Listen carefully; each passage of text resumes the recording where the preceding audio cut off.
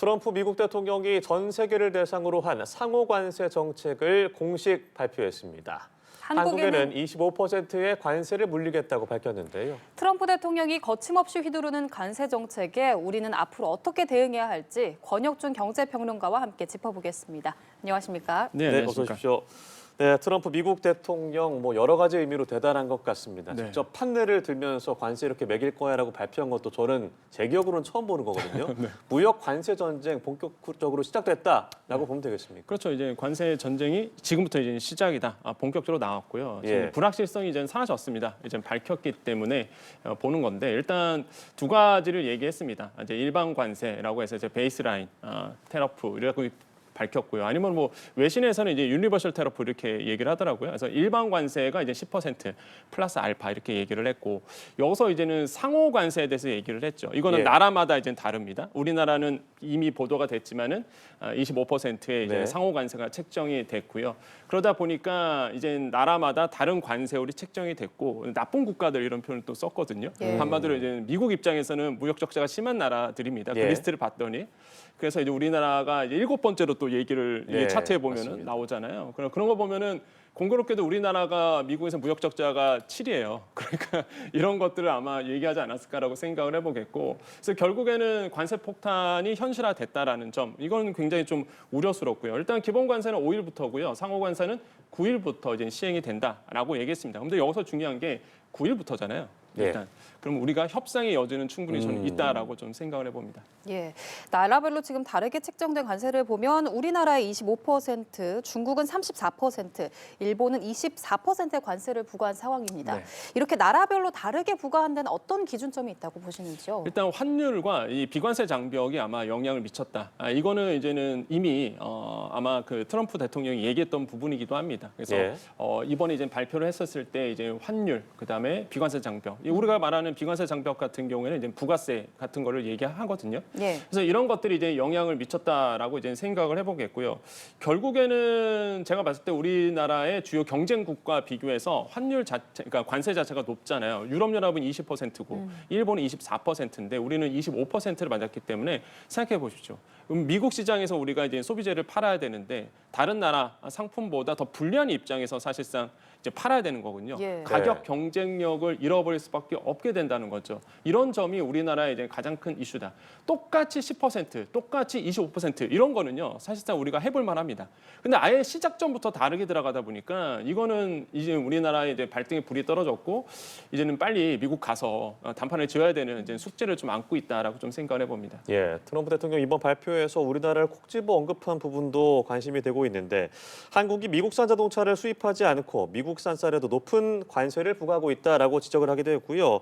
또 이 한국 관세가 미국의 4배라는 주장을 반복했습니다. 우리의 정부의 설명이 있었는데 그 이유가 좀 뭐라고 보세요? 그러니까 이게 상호 관세, 그러니까 발표하기 전에 그 전전날에 이제 무역 대표부에서 무역 장벽 보고서를 냈습니다. 그러니까 네. 이게 이제 트럼프 대통령의 이 영향을 줄 것이냐 말 것이냐 이게 시장이 또 관심사였는데 지금 이제 결론적으로 본다 그러면 너무나 많은 영향을 미쳤다라고 생각을 해봐요. 이 무역 장벽 보고서에 무슨 얘기가 있냐 그러면 일단 쌀 얘기도 나오고요. 그다음에 소고기 얘기도 납니다. 우리나라는 30개월 이상의 소고기는 수입을 안 하잖아요.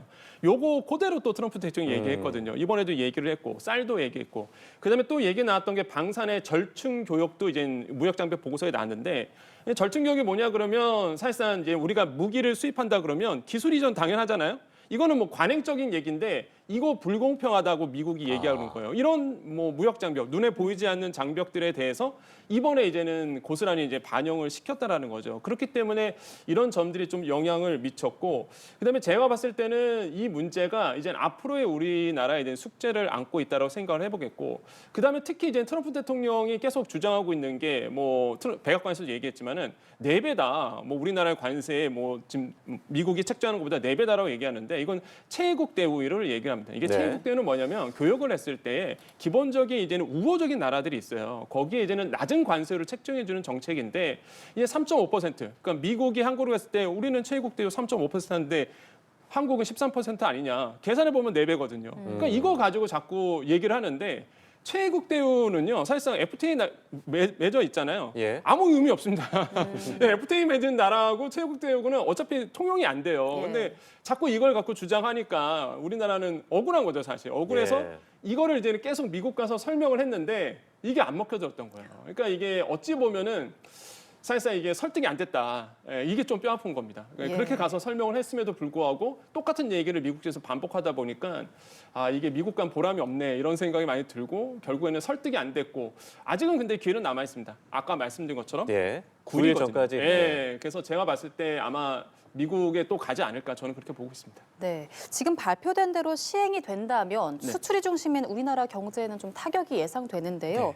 업종별로 좀 타격이 불가피할 것 같은데 어떤 부분에서 가장 큰 영향을 받을 거라고 보시는지요? 일단은 역시나 자동차입니다. 아. 이게 우리나라 대미 수출품 1위가요. 반도체가 아니라 자동차입니다. 자동차. 이게 예. 많은 분들이 이게 반도체로 오해하시는데 음. 자동차가요. 대미 수출만 본다 그러면 뭐 자동차가 반도체 3배입니다. 아. 네, 그 정도로 커요. 그래서 예. 이제는 자동차 산업이 가장 큰 타격을 이제 받게 된다. 이미 자동차는 이미 품목 관세로 발표가 됐습니다. 25%로 이제 책정이 됐고, 뭐 아까 리포트에도 나왔지만은 이번 상호 관세와 중복되지는 않습니다. 그래서 품목 관세 같은 경우에는 그렇기 때문에 뭐 이거는 뭐 25%, 5%에서 50% 이건 아니라는 거고 일단은 25%라는 품목 관세가 있기 때문에 일단은 자동차라든지 뭐 철강, 알루미늄 같은 섹터들 이런 것들은 이제는 영향을 좀 받을 수밖에 없다라고 보시면 되겠고 네. 뭐 이런 품목 관세 이외의 품목들이 있잖아요. 사실상 일반 네. 관세로 해서 우리나라는 기본적으로 25%를 떠안았기 때문에 뭐 이외의 제품들도 다 우리는 이제는 손해를 받을 수밖에 없고 제가 가장 걱정하는 거는 역시나 뭐 자동차 완성차가 문제가 아니라 부품 회사입니다. 우리나라의 아. 중소기업들. 왜냐하면 지금 보면은 이제는 부품 기업들도 마찬가지겠지만은 미국에서 사실 공장 세울 수도 없을 뿐더러 영세한 부분이고요. 근데 이번에 이제는 우리나라에서 이제 서베이 조사를 했는데 예. 어떤 얘기가 나오냐면 이제 중소기업 2,000곳에 물어봤어요. 사실상 이제 그랬더니 60%가 직간접적으로 영향이 있다. 우리는 미국과의 교육에서. 그러니까 네. 거의 우리나라의 기업의 한 대다수가 영향을 이제 받는다는 거죠. 25% 관세에 이제 묻게 되는 거예요. 그래서 저는 이런 어떤 뭐 대기업들도 마찬가지겠지만 이런 중소기업들도 심각한 타격을 저는 입을 수도 있다라고 보기 때문에 문제가 좀 저는 심각하다라고 보고 있고 지금 우리가 정치적 아젠다 때문에 이 부분에 굉장히 뉴스가 가려져 있거든요. 예. 근데 경제계 쪽을 다 만나보면은 솔직히 이게 더 심하다라고 우리는 항상 얘기를 합니다. 왜냐하면 이거는 모든 관세에 책정돼 모든 상품의 관세가 책정되고 가격 경쟁력을 잃어버리고 수출에 대한 원동력을 잃어버리게 된다 그러면 당연히 우리나라의 지금 수출로 먹고 나는 사나인데 우리 GDP의 90%가 대부분 보면 교육으로 사실 나오거든요. 예. 이 교육이 안 된다 그러면 문제가 되겠죠. 그렇기 때문에 이번 문제가 좀 심각하게 받아들여야 되지 않을까 저는 그렇게 보고 있습니다. 예, 트럼프 대통령은 지난해 대선 유세 때부터 네. 세상에서 가장 아름다운 단어는 관세다라면서 자신의 관세맨이라고 칭하기도 했습니다. 그런데 사실 이렇게 관세를 부과한다고 이야기를 하지만 그 네. 이후에 협상을 이어오고 있잖아요. 네. 이런 게 어떤 노림수라고 볼 수 있을까요? 그렇죠. 이제 트럼프 대통령의 과거에 쓴 거래 기술이라는 87년도에 그러니까 트럼프 대통령이 40세 때 쓴 책이 있습니다. 저 그 책 다시 읽고 있거든요. 거기에 나와요. 이제 세게 부르고 예. 이제 협상을 통해서 사실상 이제 거래를 한다라는 거죠. 이번에도 저는 마찬가지로 봐요. 이번에 25% 관세를 이제 차트에 보시면 이렇게 밝혔지만은 그것도 저기 보시면요. 원래가 관세가 50%인데 예. 디스카운티드라고 얘기를 합니다. 거기 뭐 조그만 글씨도 나오는데 그러니까 할인된 관세 그래서 50% 깎아줄게 해서 25%가 나온 거예요. 그러니까 예. 이게 세게 이제 얘기한다는 거죠. 그래서 아마 이번 또 25% 관세지만은 충분히 우리가 있을 이제 협상을 통해서 이 관세 부분은 좀 변할 수 있다. 근데 트럼프 대통령의 목소리는 그렇습니다. 지금까지 나온 거는 백악관에서 발표되고 나서 나온 거는 당분간은 발표된 이 관세에 집중하겠다. 나라와의 협상보다는 일단 지금 발표된 거에 대해서 집중을 해서 시행되도록 노력할 거다라고 하고는 있는데 그럼에도 불구하고 우리는 충분히 이 협상으로서 풀어낼 여력은 가지고 있다고 보고요. 특히 트럼프 대통령이 요구하고 있는 건 이거예요. 왜 본질적인 이유는 뭐냐 그러면 관세를 통해서 세수 확보한다는 거죠. 그러니까 지금 얘기하는 1,000억 달러를 얘기합니다. 트럼프 대통령이 직접 얘기했거든요. 그러니까 1,000억 달러 정도, 그러니까 147억 원 정도의 추가 세수가 들어오고 그럼 그거 가지고 뭘 할 거냐? 나라 빚 갚는다. 지금 미국 부채가요 4경 8천조 원입니다. 천문학적 이거 엄청나요. 이거 부채 되게 심각하거든요. 예. 이거 그냥 조세로 해서 말 그대로 관세로 해서 어느 정도 갚아 나가겠다는 거예요. 그러니까 이런 어떤 속뜻을 지금 트럼프 대통령은 가지고 있다 이렇게 생각을 해봅니다. 근데 이게 미국 내 반발 여론이 굉장히 크고 이게 계속 지속될 수 있을 것인가에 대한 의문도 들거든요. 어떻게 보세요, 이 점은? 사실 결국에는 관세라는 거는요 자국 나라 국민들이 내는 겁니다. 예. 결국에는 최종으로 낸다 그러면 이제는 당연히 물가가 오를 수밖에 없어요. 당연히 뭐 소비자 입장에서는 불만에 나올 수밖에 없고 지금 2월의 PCE 지수 개인 소비 지출 미국 얘기입니다. 지금 보니까 2.5%가 나왔는데 이게 근원 PCE 같은 경우 에너지와 농산품 제외하고 예. 나오는 물가의 기조를 보여주는 개인 소비 지출이 2.8% 상승으로 나왔거든요. 다시 한번 이게 물가가 다시 한번 이제 조금씩 오르는 추세로 지금 들썩거리고 미국이 있죠. 예, 가고 있어요. 그러다 보니까 여기에 지금 아시겠지만 달걀 없잖아요. 미국은 우리나라 그렇게 수출하는데도 불구하고 물가 자체가 다시 한번 뛸 수 있다라는 부분도 나올 수 있겠고 최근에 예일대 예산연구소에서 만약에 이 관세가 현실화된다 그러면 물가가 1.7%포인트 정도 더 반응할 수 있다, 더 오를 수 있다 이런 얘기를 했거든요. 결국에는 미국 소비자들의 이제 불만이 나올 수밖에 없고 트럼프 대통령이 이번에 인터뷰에서 그런 얘기를 했습니다. 자기가 가장 후회되는 게 1기 때 네. 그때 못한 거. 예, 그때 못했던 거 여론 때문에. 예.